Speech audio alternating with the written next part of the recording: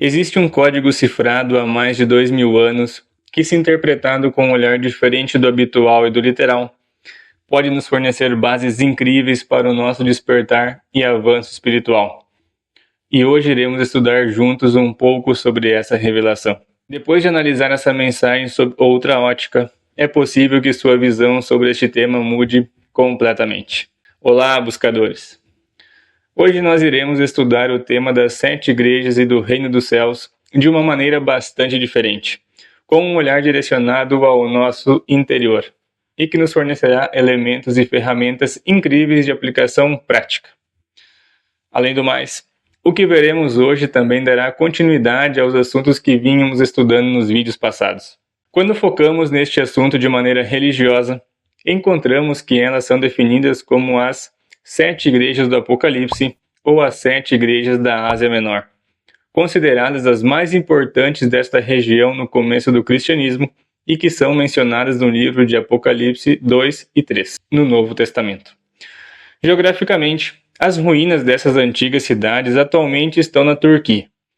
E para dar início a este grande assunto, eu gostaria de chamar a sua atenção para algo muito importante, que faz referência a uma instrução de Cristo ao apóstolo João, quando ele disse o seguinte: "O que vês, escreve-o num livro, e envia-o às 7 igrejas: Éfeso, Esmirna, Pérgamo, Tiatira, Sardes, a Filadélfia e Laodiceia." Rapidamente nessa passagem, você consegue relacioná-las a alguns assuntos que já estudamos em vídeos passados? Vou dar 3 dicas rápidas: vês, percepção, livro, o livro da vida, e envia-o à liberação da cadeia de aminoácidos. Como você já deve ter visto, eu particularmente gosto muito de estudar sobre estes códigos ocultos, e hoje daremos sequência nessa busca por respostas e também na tentativa de decodificar minimamente essas mensagens cifradas para o nosso avanço e despertar espiritual.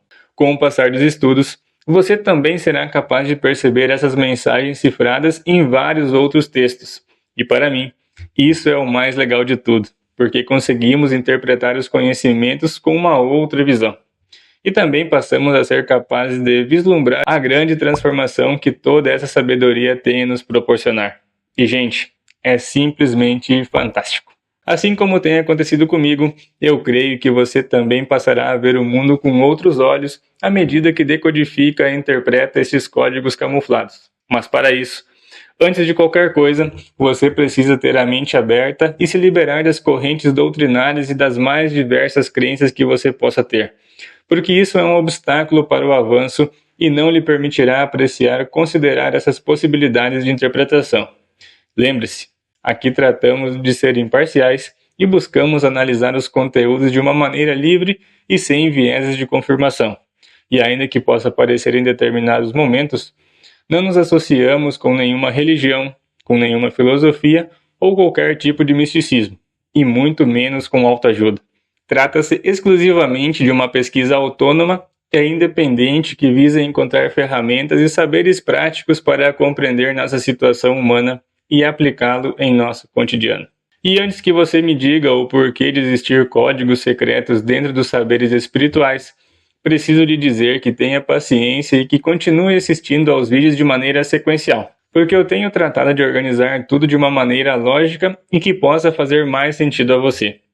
Como eu já disse em vídeos passados, eu aprendi tudo isso de maneira desordenada, e isso me custou bastante trabalho para compreender.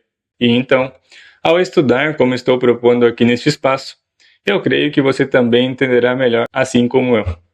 Bom, dito isto, reafirma nossa premissa básica de estudar sobre a espiritualidade de forma com que realizemos uma viagem rumo ao nosso próprio interior. Porque ao falar sobre a espiritualidade, estamos mencionando indiretamente o espírito, e quem tem um espírito é precisamente o ser humano. Considerando essa premissa elementar então, você talvez perceba que isso se encaixa perfeitamente com uma das mensagens referidas por Paulo de Tarso, quando ele menciona o seguinte: "Não sabeis vós que sois o templo de Deus e que o Espírito de Deus habita em vós?" Bem, Biologicamente, nós podemos estudar e descobrir que o corpo possui 7 centros de energias correspondentes a 7 glândulas endócrinas e que os hormônios produzidos por essas glândulas regulam todas as funções corporais. Só que um dos grandes macetes aqui é que esses 7 centros de energia podem ser relacionados com os 7 pontos energéticos do corpo, os quais algumas correntes orientais chamam de chakras ou logossóis. Hoje não iremos aprofundar muito sobre isso, porque senão o vídeo ficaria gigante demais e, consequentemente, tocaríamos muitos assuntos que demandariam outros pré-requisitos de saberes. Como temos a ideia de procurar simplificar tudo ao máximo, com o passar dos vídeos nós seguiremos entrelaçando todos estes saberes e indiretamente vamos aprofundando todos esses saberes então. Por ora, tome nota de que o nosso corpo pode ser utilizado assim, como uma medida universal para entender muitas coisas que nos cercam e também a tatear sobre os vários mistérios que ainda parecem não ter uma solução. Nas correntes de conhecimentos orientais, estes 7 vetores aparecerão com outras nomenclaturas, e até mesmo pode apresentar alguns conceitos diferentes. O que mais importa é que você tenha presente que neles são gravadas e constituem a base de todas as experiências humanas. E é isso que eu quero que você memorize. É importante destacar também que todas as igrejas de pedra e as pessoas daquela época enfrentavam um contexto de perseguição. E isso será fundamental para compreender mais adiante como estes 7 logossóis, dentro do corpo humano, também são perseguidos pelo programa adversário à vida, o qual nós estudaremos em outro vídeo mais adiante. Nós já vimos em vídeos passados também como o nosso corpo possui padrões discretos que foram desenhados para o nosso desenvolvimento espiritual e que eles se relacionam e buscam a todo momento se sincronizarem com a natureza original. Além da maneira como estamos conectados diretamente à primeira fonte, como possuímos um campo vibracional que interage internamente e externamente, a maneira como emitimos ondas cerebrais, como nossas percepções, ações e omissões são gravadas nas células e posteriormente programadas no espírito, então, note como isso faz total sentido, porque facilmente podemos comparar essa temática das 7 igrejas com lugares, as quais mencionamos antes, só que agora com uma outra perspectiva, e sendo essa talvez uma das maiores revelações que podemos constatar com a interpretação desse saber, que é a de que a mensagem não foi direcionada apenas a essas localidades, senão também para as 7 igrejas do templo do ser humano,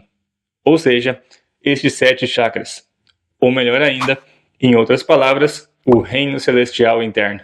Tendo salientado isso e pontuando então que estes 7 pontos energéticos são condensadores das memórias espirituais, podemos passar agora a entender brevemente como cada um deles vai se codificando. E atenção! Sempre buscando compreender como essas mensagens visam a autotransformação humana. E antes disso, gostaria que você refletisse sobre algo bastante interessante. Se o livro de Apocalipse foi escrito com um plano profético para o tempo do fim, como ele normalmente é conhecido, e essa mensagem foi escrita há mais de 2000 anos, e ponderando ainda que até hoje esse fim não chegou, como pode então ser considerado como algo completamente literal? Ora, nós falamos há pouco que tudo está em ruínas geograficamente, e aquele povo todo já faleceu. É aí então que cobra mais força o que vamos ver agora, porque é mais lógico cogitar que essa mensagem está codificada em símbolos para que não fosse manipulada em milênios. A igreja chakra de Éfeso. Nesse chakra são guardadas todas as experiências com a vida sexual, e por mais incoerente que possa parecer, é nesse vórtice também que começa a ser forjado o lado espiritual do indivíduo, e onde são gravadas as depravações, as iniquidades e também os acertos durante a vida carnal ativa. Pare para pensar como é daí onde geralmente começa a primeira batalha do ser humano, as lutas contra as tentações da carne, e alguns inclusive dizem que o local onde se provam os verdadeiros apóstolos é neste chakra. Note que além dos fluidos intercambiados durante o ato, transferem-se também cargas de energias, porque os corações estão muito próximos um do outro e pulsam em um ritmo mais acelerado do que o normal. Quando a pessoa, por meio do autocontrole, consegue controlar os impulsos deste logossol, domando o instinto primitivo dos genitais, Além da preservação de todas as consequências negativas que um ato descuidado pode ocasionar, tendemos então a dizer que houve um avanço, mesmo que mínimo, na escala dos impulsos motores. A glândula correspondente está situada na base da espinha, o cóccix, e é conhecida como vórtice genésico. Igreja chakra de Esmirna. O segundo vórtice de baixo para cima se enquadra com as emoções do espírito. Está posicionado na região do baixo ventre, abaixo do umbigo. A glândula associada é a suprarrenal e o sistema urinário. E é importantíssimo perceber como as emoções afetam o nosso corpo e as nossas tomadas de decisão. Reflita se você pertence ao grupo de pessoas que sentem um desconforto nessa região quando se sentem assustados ou angustiados. A igreja é o chakra de Pérgamo. Este vórtice também está próximo à região do ventre, mas um pouco mais acima. Está localizado acima do umbigo e abaixo do peitoral, e atua como uma espécie de juiz dos sentidos e das ações do indivíduo. A falta de equilíbrio e os excessos que impomos em nossas ações neste local grava tudo 3 vezes mais, porque acumula também as memórias dos 2 chakras anteriores, além de registrar os variados tipos de gula. Igreja chakra de Tiatira. Esse é um dos logossóis mais importantes, porque além de ser a conexão direta com Deus, aquele indivíduo que consiga se manter estável e prudente ou logre avançar no processo de limpeza dos 3 primeiros vórtices, estará muito avançado em seu processo de busca e de autotransformação, porque é a partir de Tiatira, o cristal do coração, que conseguiremos vislumbrar o novo indivíduo, puro e edificado, pois finalmente se aproximará da consonância pura e da sincronização consciente com a vida em sua plena forma. É considerado o chakra cardíaco, na região central do peito, e é onde se faz possível ouvir o retumbar da criação dentro do próprio corpo.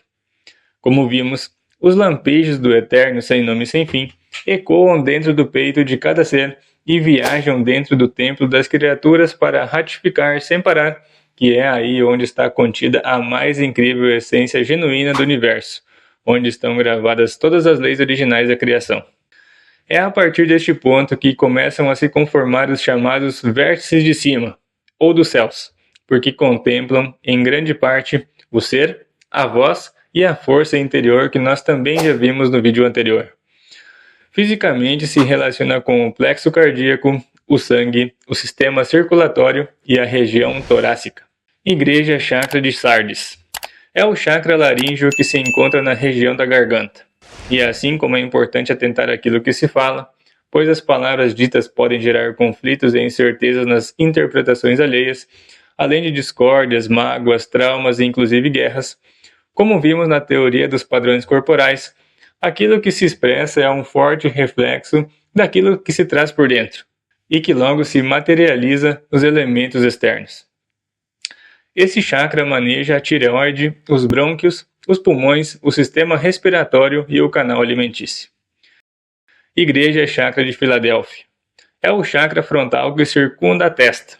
Por muitos é considerado a chave mestre, a entrada da verdade e o terceiro olho, pois se diz que tem relação com a clarividência, a capacidade de se ver com clareza, sobretudo em relação ao seu próprio interior.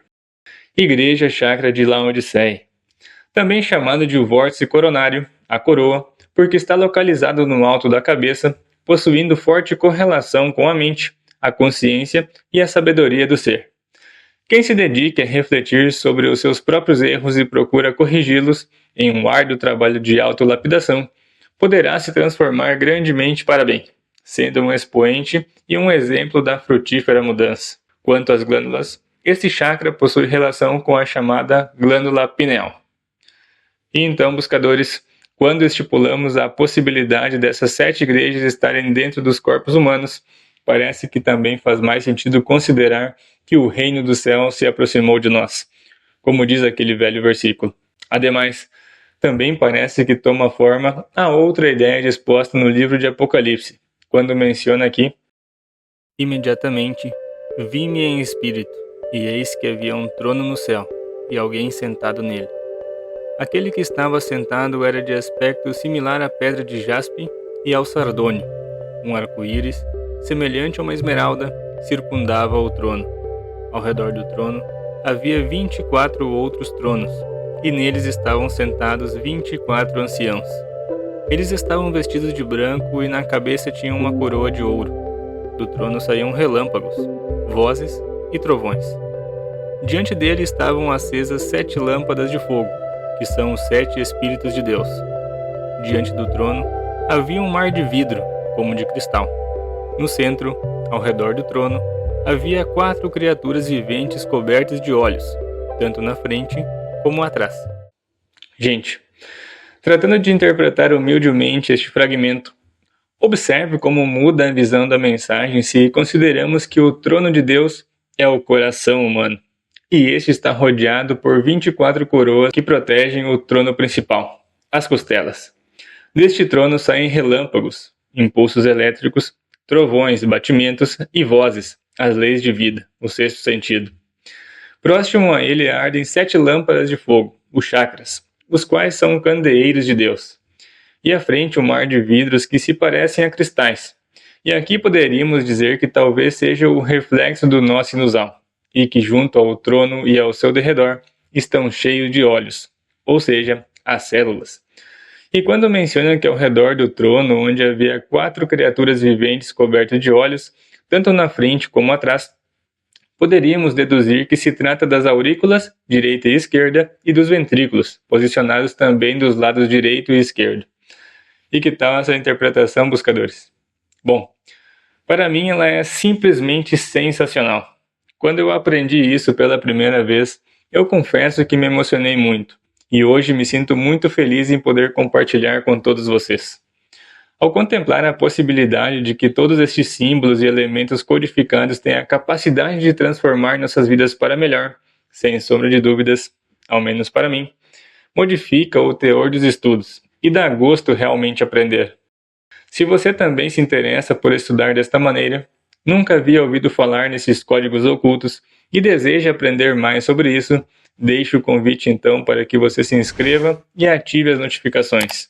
Aqui deixe o seu like e que compartilhe com quem você também sabe que se interessa pela espiritualidade sem firula e sem misticismos. Eu já adianto que existem muitos, mas muitos códigos mais escondidos e cifrados para os reais buscadores da verdade. E eu me comprometo a compartilhar todos eles que tenho aprendido com todos vocês. Existem muitas sabedorias mais que irão expandir e transformar a forma como você vê e percebe o mundo. Não tenha dúvidas disso. Foi por meio dessas descobertas que eu pude transformar a minha vida e dar sentido à minha existência. E estarei muito feliz de caminhar ao seu lado para que você consiga fazer o mesmo. Ou, nem que seja para complementar as suas pesquisas. Siga-nos também nas redes sociais e confira o blog dos buscadores, onde todos os assuntos estão separados por seções. Todos os links vão estar na descrição. Então por hoje é isso, minha gente. Muito obrigado por darem a oportunidade de estudar com todos vocês. Para mim é uma honra poder entrar em sua casa. Obrigado mesmo. Até a próxima. Buscando respostas, um caminho de mão única. Tchau!